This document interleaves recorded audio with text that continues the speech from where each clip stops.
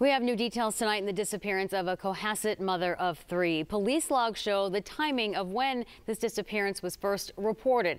It has been 2 weeks since Ana Walshe has been seen. Boston 25 News reporter Drew is live in Cohasset tonight. Drew, you also spoke with a seasoned attorney about what investigators could be working on right now behind the scenes. Carrie, he suspects that investigators are working around the clock to tie up loose ends in the case against Brian Walshe as they wait for DNA results from the state crime lab. As you just mentioned, a police log we're seeing here at the Cohasset Police Department says it was Ana Walshe's employer who first contacted him to ask about her whereabouts and called police before he did.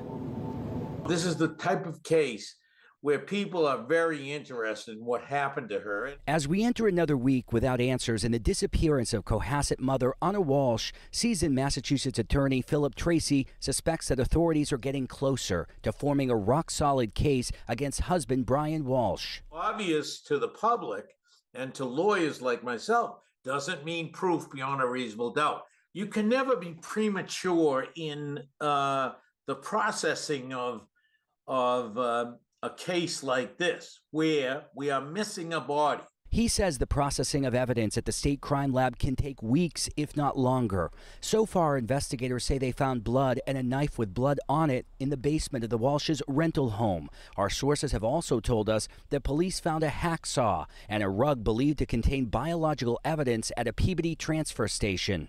The public wants to know right away, but they can't know it until it's proven, until it's boxed together. A Cohasset police log obtained by Boston 25 News is shedding new light on how the investigation first got started.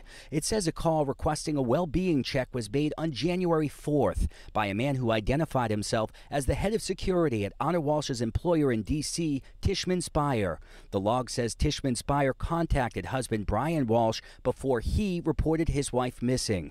It explains that he told police Ana left for D.C. and he hadn't heard from her since. According to the log, Ana's phone last pinged on January 2nd at 3:14 a.m. in Cohasset and hit the tower on Reservoir Road in Cohasset, less than a mile from the family's home. He's not getting out. He's not going anywhere. So there's no rush to them to say, we got to get him or he's going to escape the jurisdiction. That's not going to happen. He's already on a pretrial probation with the federal government, who will take control of his body if he ever made the $500,000.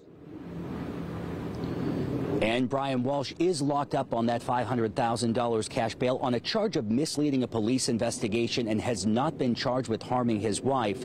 Details in that police log we just told you about contradict previous reports that Brian Walshe and Tishman Speyer simultaneously reported Ana missing and that Brian Walshe contacted Tishman Speyer about his missing wife. We're live in Cohasset. Drew for your local station, Boston 25 News. Some good context there. Drew live for us tonight. Thank you very much.